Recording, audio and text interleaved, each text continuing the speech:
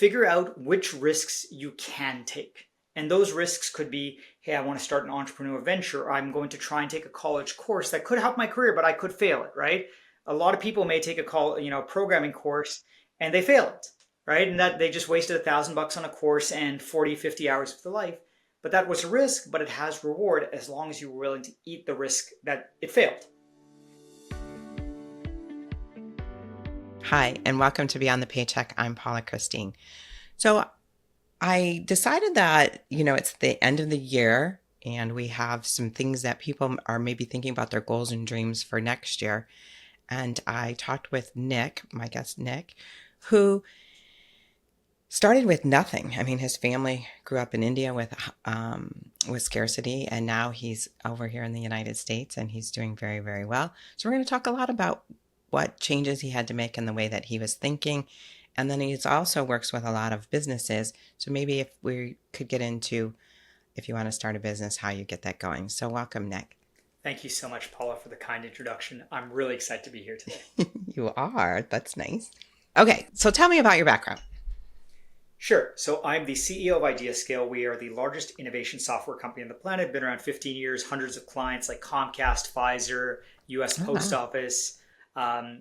I'm in 8 countries, right? Or my employees are in 8 countries. I've got customers, in 20 plus countries all over the world. As for me, my background, as you mentioned, I grew up in a mix of India and Canada. Have been in the US now for about 20 years. I originally came for college. And then basically hung around for a mix of work and fell in love, got married, all that fun stuff in life. And just had a baby. And just had a baby 2 weeks ago. Yes, 2 weeks and 2 days. Yeah, congratulations.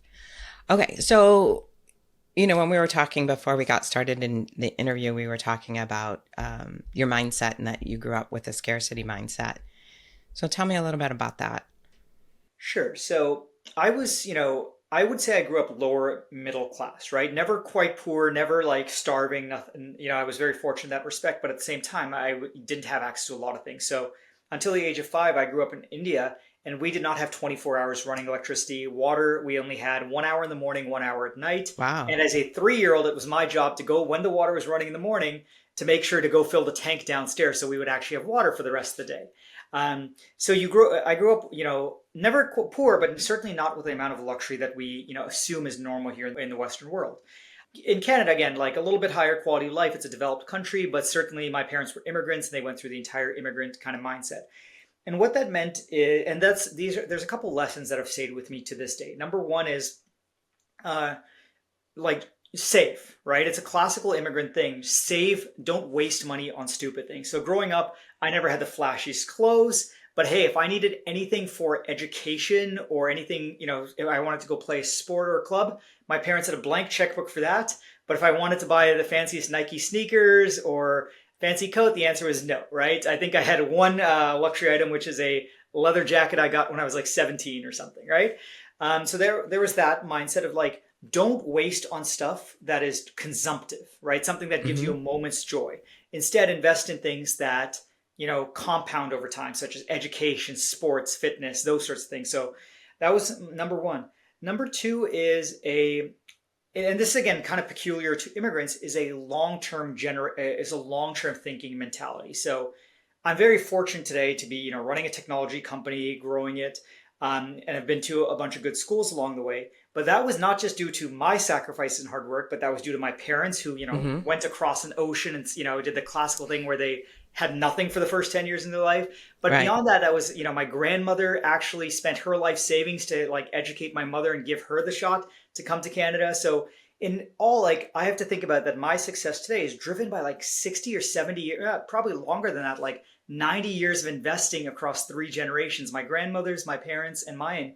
And so that gives me that same mentality. You mentioned a moment ago that I have a kid, and I'm already thinking ahead to building like a kid's college fund because I want to pass it forward to that next generation, realizing that success compounds not just over weeks and months, but sometimes over decades. Hey, just on a side note here, do you know you can 1099 your child and put it into a Roth IRA? Isn't there a child? What is it? There's not a child tax credit. What's it called? Like a kiddie income special tax. It's under. Where you're not supposed to pay your kid a lot. I don't know what the number is, but it's under a certain amount.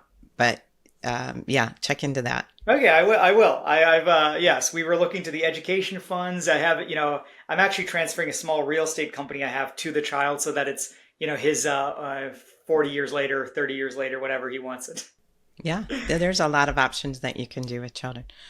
So, do you find when you moved here to the United States or even Canada that you talked about that generational investing that your parents and great grandparents, do you find that to be the same in the United States? So I think US and Canada are very similar, right? I moved to Canada about age 5 and I moved to the United States for college at age 18. Canada and the United States are very, very similar cultures, right? There's a little bit of difference in politics and healthcare and stuff like that, but Hmm. most very similar culture. Um, I do think there is I'm only going to speak towards like South Asian cultures, which I'm more familiar with. I think there's a Okay. lot more kind of intergenerational investing. The notion that obligations run both backwards and forwards. So Yeah. my obligations run, I shouldn't screw up my life, not just because it's my life, but because so many other people, Yeah. my parents, my grandparents have invested in me, and I would feel, you know, like, hey, I just put three generations of people's lives to waste if I F up, excuse Right. my language. Um, or conversely, that, I want to think forward and I'm living my life not just for me, but for my wife, for my kids, their kids Right. eventually. So that is a bit of a, I don't know, at least a South Asian mindset that is different than I think North Americans. Yeah, I didn't grow up that way. I mean, I grew up with similar background with you. Like we didn't have, I didn't have Nike shoes either, if Nike was even around at that time, but I didn't have Nike shoes either. We had what we needed. And, you know, I went to work as soon as I could, babysitting, and then job in a pizzeria. And then I was thinking the other day, I think I've been working since I'm 10. So, um, just to Me, have yeah. those things. I Huh? think I got my first legitimate job when I was like 14 or 15. Okay. Pizzeria as well. I was the J- guy shaking the sign outside Little Caesars Pizza restaurant. Okay, legitimate job. I think I was 15 and I was I was the girl behind the counter and then I was making salads and all the fun stuff. So but we don't have I don't think Americans have No, even that my same wife's family, right? yeah. Like to use a personal example, so my wife grew up in a nuclear family in Vermont, and there's a notion of like her parents are one group family, and then we are one family. That's is a very kind of nuclear family Right. mindset.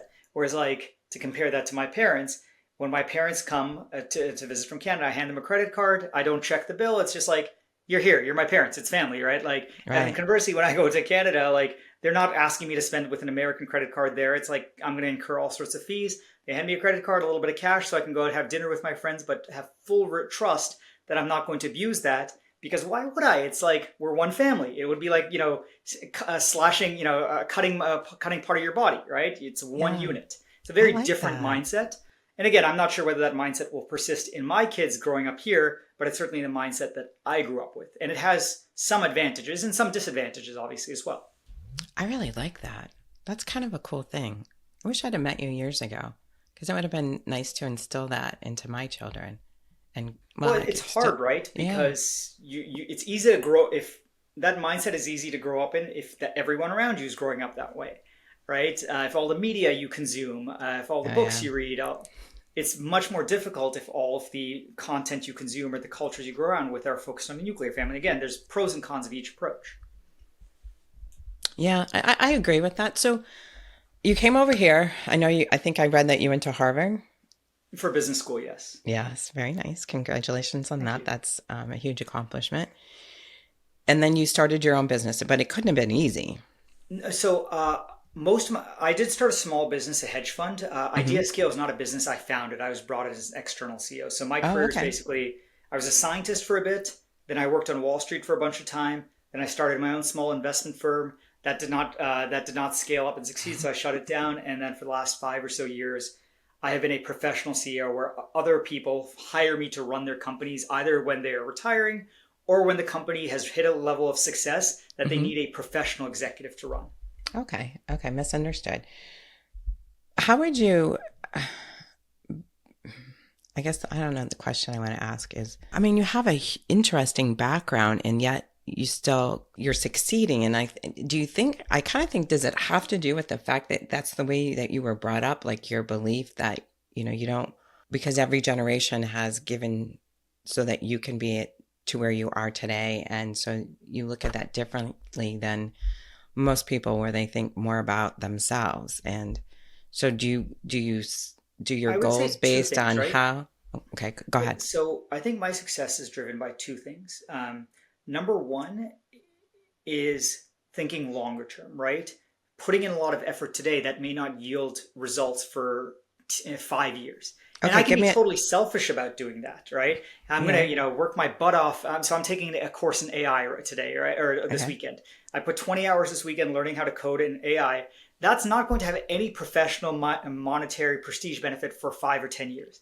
I'm doing it totally selfishly, right, for benefits to my professional career, but that's not going to benefit for 5 or 10 years. So that's that long term mentality that I was raised with, that you can make sacrifice today that won't get you a fancier car or a better job for a long time. And then the second is kind of a, I don't know where it came from, but I have this belief that I've got one life, right? And I'm Hmm. going to try and make the most of it. So I'm going to, work my butt off at work. I'm going to try and be a good father. I'm going to read great books. I'm going to go on, try dangerous sports. Whatever it is, I've got one life and I'm not going to let it go to waste. And I think it would be wasteful if I just sat on my butt and, did nothing for society or didn't try to explore the world out there. Okay, so I got to go back to one thing you threw in there, dangerous sports. Mm-hmm. So what's a dangerous sport that you've done? So I've done boxing, I've done skydiving, even though I'm terrified of heights. What else? I skydived. It was cool. I'm terrified, but it was fun. What else? Scuba diving without licenses. The first couple of times, I eventually got licensed because like one instructor refused to take me out until I got licensed, and so I did. What else? Um, But you take risk. And I think what happens yeah, with a lot of people, they don't take the risk that they need, even if it's not simply as becoming, um, a successful business owner. Maybe it's just taking the risk to even ask for a promotion or, um, there's changing yeah. careers. No, But risk is that's a very yeah. good way of thinking about it. Like, and I know your background is this financial advisor, right? Hmm. There's this entire notion of Wall Street financial, or not Wall Street, but like financial theory that re, greater rewards only come with greater risk. In a semi-efficient capital market, you only get better rewards if you take more risk than the average person is willing to take. Right. Whether that be an entrepreneur, whether that being to ask a girl or guy out on a date, right? Those are all risks of rejection, Hmm. risk of financial failure, risk of loss. Like, Right. but if you don't take it, you don't get those opportunities in life. And the risk, so I'm working with a life coach right now. We were talking about risk and fears. And what kind of made me stop and think was a little bit is when we had to write down uh, what was your risk or what would be your fear of not getting this goal or dream that you're envisioning. And then when you would write that down, well, this, whatever it is. But then when I stopped to think, I'm like, well, the risk is that I don't get it because I used my fear to stop me from going forward. And I think that's the biggest challenge most people have is that fear that they're going to fail. But within failure, there's so many opportunities that you wouldn't have if you didn't try. Mm-hmm. And usually, we're very fortunate that we're not living in the Stone Ages. Most failure does not mean you are, dead eaten by a saber-toothed tiger, right? Failure means, okay, you got a bad grade or you didn't get exactly the job you wanted. Right. Your life will generally continue on. And we as a society are incredibly privileged versus 99.9% of all humanity across all of, time span. We're living our, most of our 99% of Americans are living better lives than like Louis the 15th lived, right? Right. Or 16th, whichever one built the Palace of Versailles. We all have air conditioning, or like Yeah. 95% of the American population is air conditioning. That's pretty cool. Yeah. Um, but how do you feel like when you're going and making a decision, if it's for your finances or for your career, and how do you face risks and fears, and how do you put them aside to go forward? Sure. So I don't. I'm afraid of many things in life, right, including financial decisions. But the way I approach it, and I'll use a practical example. I'm investing in some real estate right now, and just buying some properties in the Philadelphia area. And my wife and I have had these discussions about, okay, what could happen here if we bought a house for $100 and the house burns down, we lost $100. But let's compare that to the potential return. So in the house that I'm considering, we could make 40% a year. And 40% a year means your $100 turns into $220 in 3 years. So that's a pretty exciting risk reward proposition. On one hand, Right. you lose all of your money, or in 3 years, you double your money. And you can actually go through the expected value math of that, but basically you only have to be right 25% of the time. And do I think the house is going to burn down 25% of the time? No. The Philadelphia housing burn down rate is like 1 in 100,000. I think there was one house that fully burned down in the last year. So it's pretty But good you odds. haven't, but you have insurance, so it will be But even replaced. if there was no insurance, Right. right? This became like an expected value. Well, we can get very mathematical into this, but it became an expected value calculation that, hey, I can triple my money or I can lose it. And if I lose it, I have to be confident I'm going to lose it somehow. It could be house burning down. It could be never renting it out. It could be, Right. fake title, something else, right? Just somebody takes away the house for whatever reason. The government shows up and says, we want to build a highway over it. And so that's the way I face that. That's a real financial risk where I could lose $100. And obviously a house is worth more than $100. But that was okay because the potential reward is worth taking that amount of risk.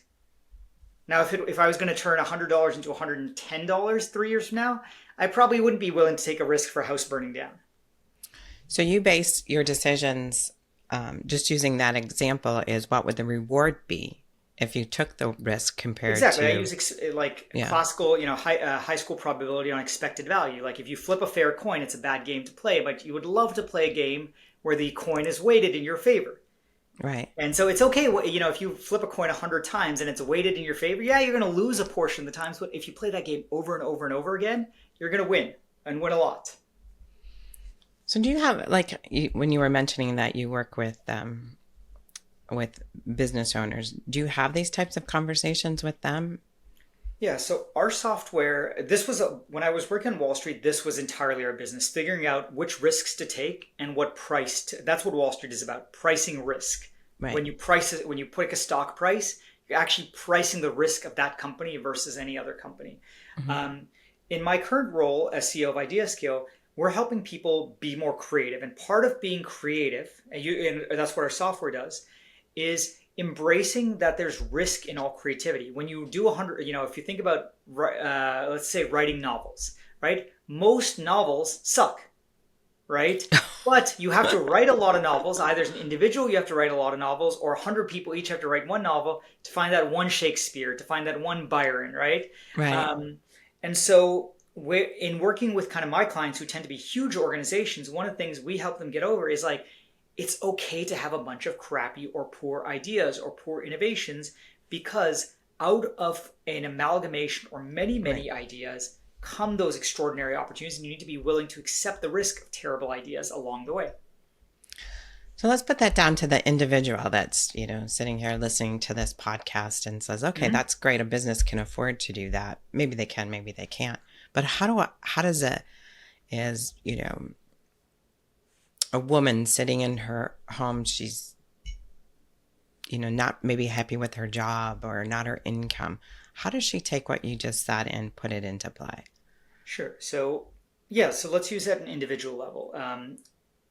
And I'll give two examples. One is real estate, right? So going back to that real estate house, the $100 house that I'm buying, I'm only willing to buy a $100 house because I can afford to lose $100. So let's imagine I've got $5,000. If I lose that $100, I've only lost 100 over 5,000, 2% of my net worth, and that's okay. So that's a risk that I can comfortably take. I'm willing to lose 2% of my money in order to make, if triple my money, I'd make 6% of my money. So that's a pretty good decision for me. Now, if that same decision was I'm going to bet my life savings, it's probably a bad decision there. It would be like playing Russian roulette where, yeah, you only lose 1 out of 6 times, but the other are the 5 times worth being 5 times richer. No, I wouldn't play Russian roulette to 5x my money when I have a 1 in 6 chance in dying. So as an individual, I think the first thing you need to do is understand what is your capacity to take risks. So if you've got $1,000 in the bank account, are you willing to lose $5? Are you willing to lose 100? And it doesn't have to be dollars, it could be time.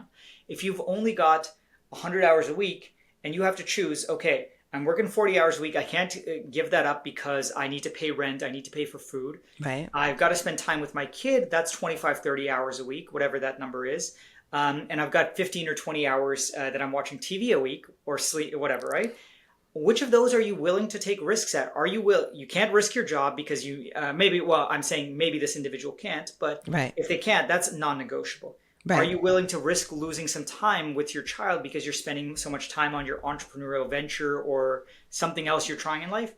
For some people, yes. Some people, no, right? There's billionaires who spend no time with their kids because they choose to spend it all. They've sacrificed time with their families in order to spend more time on the businesses. And there's other people who could be billionaires, but they didn't want to risk giving up those child's precious moments along the way.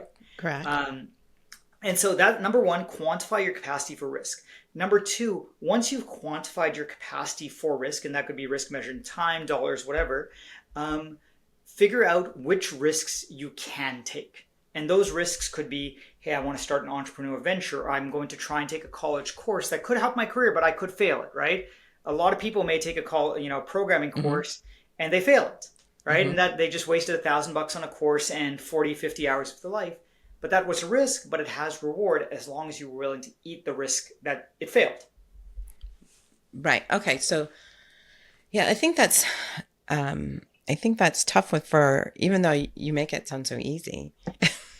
I think that's tough for a lot of people to digest and say, okay, I can take this risk. And okay, so I'm going to ask this question. Everyone can take some risk. It's just your capacity to take risk may be different than mine, and that may be based on our financial circumstances or the ways our brains are wired. So my wife and I, we share a bank account, but her capacity to take risk is different than mine because her brain is wired slightly differently than my brain. Even though so money's not the difference, education's not the same difference, right? We went to the same places, we have the same jobs, we have the same bank account. So it's none of that, but just our brains are wired differently. You can see that with the way I play with a child or the way I approach business versus what she does. So again, everybody has some capacity to take risk, but that capacity will be different than any other individual based on their life circumstances as well as their the hardwiring of their brain. Okay, so let's say that somebody's sitting there and they have a goal and they feel really good about it. They want to do it, but they have to rate the risk and returns. Do you do kind of like a pro and con list? Like if I do this, I'm risking that, but if I do this, I'm risking that. Like how do you go through that process? Sure. So I'm going to give the academic answer because I do believe in this. I'm a math guy by training. Pro and con lists aren't great because they don't quantify things, right? Like you have to put a number on things at the end of the day to add up your pros and cons list. So what I would recommend people do is, okay, if they have this goal in life, figure out what the cost of pursuing that goal is, and put a dollar value to it. And it's very weird, but you may have to put a dollar value to TV or to spending time with your kids, and put a dollar value. And by the way, there's a entire form of economics called hedonics, which puts price tags on different types of happiness. Oh, really? My professor David Blanchflower in college was the leading expert on this topic. He put a price tag on the value of happy marriage. It's like earning $100,000 a year for the rest of your life, more than you would have normally. So happy marriages are worth a lot. Well, I think that goes into a whole different subject. And I think that's because you'll take on a little bit more risk, I think, if you have someone there to support you. Mm-hmm. So instead of your pro and con list, put a price tag to what is the things you are giving up in pursuing this opportunity. That could be a business, that could be a date, whatever it is, right? Let's use date as an example. If I go on this date, I'm going to have to spend $200 for dinner. That's what I'm risking, okay? My reward potentially is I fall in love with this person, we get married, and we have a 5% chance of hitting a happy marriage for the next 40 years. And if 40 years times $100,000 a year, which is what my professor told me, 40 years times $100,000 a year is $4 million. Times 5%, it is $2 million. So okay, wait. Let's go back to where do you get the 5% chance of having I a made happy up the marriage? 5% total swag. But okay. Let's imagine a 40-year happy marriage is worth 40 times $100,000, which is $4 million, not 40. Sorry, $4 million. And times 5, let's imagine you think there's a 5% chance this date will be the greatest thing ever, 95% chance you'll look at the person walk out the door after you'll pay the check and walk out the door. So if you think there's a 5% chance, 5 times that $4 million value is $200,000. So you're comparing the value of a $200,000 reward against $200,000 that you'll pay for dinner. That's a pretty good bet to take. That's good. And so you could do that for almost anything in life if you're willing to sit down and do the math. Actually, the great thing is now ChatGPT can do the math for you. So like 10 years Seriously? ago, 5 years ago, you had to think about this yourself, and it was pretty hard unless you had the economics or math background to do this. Uh-huh. Now you can say, go to ChatGPT and say, help me figure out the expected value of this date. As a funny example, or the Wow. expected value of this business venture. Wow, that's awesome. The keywords are expected value because then ChatGPT starts thinking like a rational economic person. And actually, the cooler thing is it can do something called what is it? Adjust for your risk preference. Again, basically differentiate between the value of a happy marriage to you may be different than a happy marriage to me. So it can adjust for that, which is so cool. That is really cool. I think that's the coolest thing I've Yeah, heard today. I've gotten a lot lazier since I did this because I used to do this math myself on Excel. Now I just go tell ChatGPT, do this math for me. Oh, when I get done, I'm going to do that. I'm going to go. What was it again? What was the It's called thing I went to expected value. It's Expected value, like okay. from a rational perspective, that's how you're supposed to make any life decision, whether it be to drive a motorcycle for a thrill ride or go jump out of a plane or start a business venture. It's actually Oh, really I wonder simple. You what. can do it with high school math. It's unfortunate that most people just aren't taught. They get taught this exercise with flipping coins or like decks of cards in high Yeah, school math, yeah, but they yeah. never get told how to apply this to actual good decision making in life. I would have. I I would use have it to decide never. whether No, to I. speed or not, actually. Yeah. I mean, that is really Because interesting. like a funny example is if you drive it, let's imagine you drive it 75 miles an hour instead of the speed limit of 60. For an Hmm. hour long, you're actually only saving a minute drive time, roughly a minute and a half. Is that minute and a half of my? Let's imagine I make $100 an hour, right? A minute and a half of my life is worth of time saved by driving faster is worth $3. Is that $3 worth more to me than the 5% chance I'm going to crash and die or kill someone else? Absolutely not. So I just don't speed because that 1.5 minutes of my life is just not worth killing somebody or getting killed or I, maimed. ha- I have to share something. I got a speeding ticket a little while ago, and I had to take. Michigan has this basic driver something course you have to take in order for the points not to appear on your driver's license.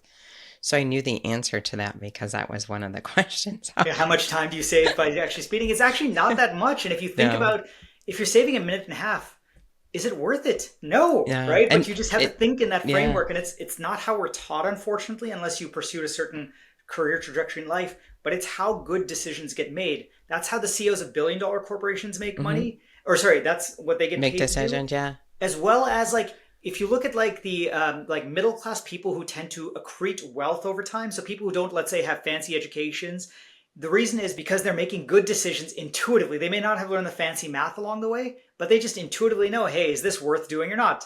Is the sneakers, is the sneakers yeah, worth the $200 of joy I get? No, they're not.